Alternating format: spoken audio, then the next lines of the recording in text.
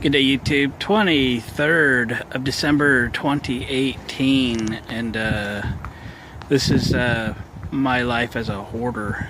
I have a mobile DJ business, and that trailer is full of speakers and DJ equipment, and so are the Scooby van and the step van, and so is the back half of my 20-foot enclosed car trailer. I have so much of this stuff, and sometimes it's a real pain in the butt, because the next project I want to work on this weekend, I don't even know if you can see it in there. You can see the John Deere emblem, maybe. It's way up there. Yep, that John Deere 111. It's time to fix the transaxle, but the big job is getting it out. There's another rider mower behind it, and then all these speakers and stuff. So without further ado, I have a lot of stuff to move, and looking up at the clouds, I think I have a weather window where it isn't gonna rain. So wish me luck. Here we go. Okay, it's been a workout. John Deere's out. All the speakers are still out. The Murray's back in. It's time to load all this stuff. Anybody got a minute? Come give me a hand. I'll be right here. Woohoo, got them put away, and before the rain even. I have a substantial collection of PV speakers, and these are just the ones that aren't in the trucks or trailer, other trailer. But I just keep buying them. I love the vintage PV Black Widow equipped. Alright, that's next. Let's get her on the lift. Well, YouTube, there it is. Remember this one? Going up.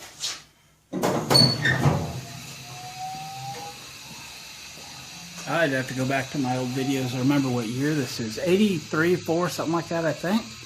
But I'll look it up, let you know. John Deere 111. I bought this thing for $100, and the people that owned it had a bunch of acres and mowing and this and that, and they just said it doesn't run. They weren't being very honest, truthful, or nice citizen. They just said it doesn't run. I said, well, does the motor turn over?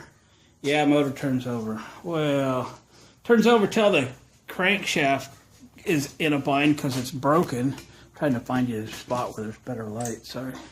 It's actually good light. It's just all in the windows. So I realized before I paid him that that was the deal, but I thought it'd be a fun project anyway, so I bought it. And I picked up two Briggs & Stratton 12-horse engines. This had 11 in it. I think they're basically the same. And did the motor swap on it and did everything right, and it runs really good and all that. Took it out to mow with it, and the transaxle goes grind, grind, grind in any gear. So I think the input gear, the one that is belt driven, I believe that's the culprit. So I'd found what might be the right, sitting over there in the pile, might be the right transaxle. However, my interest is to get one apart. So I'm hoping that it's the right enough transaxle to have good parts in it. And we'll get this transaxle out of here, get it apart, find out what's wrong with it, and fix it. I will first go online and see if you can just buy like a new gear or gears or something. If that's not possible or horribly expensive or something, I just thought would save that used transaxle for future parts. At first I was going to fix this up and sell it, and I got a little frustrated that it needed a transaxle. It really wasn't on my schedule to do more work with it. So it's been parked for a year or so. My interests, however, have changed, and I kind of like the look of green.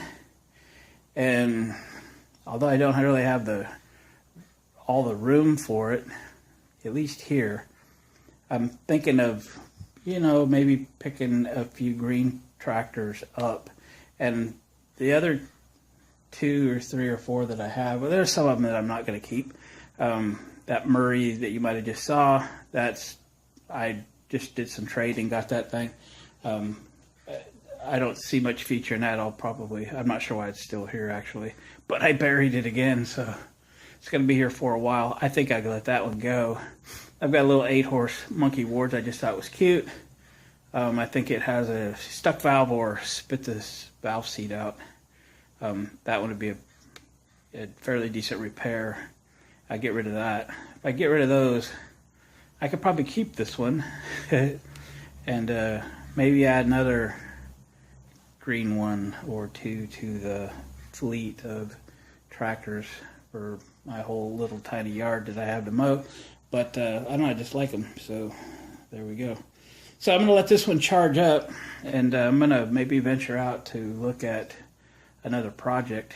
Could be this color, could be a little older, and see what we can do there. And we'll come back and make sure this thing still runs good, and then we're going to get the rear end out of this thing and take it apart, see about fixing it, rebuilding it. So I think we'll end this video here. Some of my videos tend to be a little bit long, and we'll pick up the John Deere 111 rear transaxle repair on the next video. We'll see you on the next one.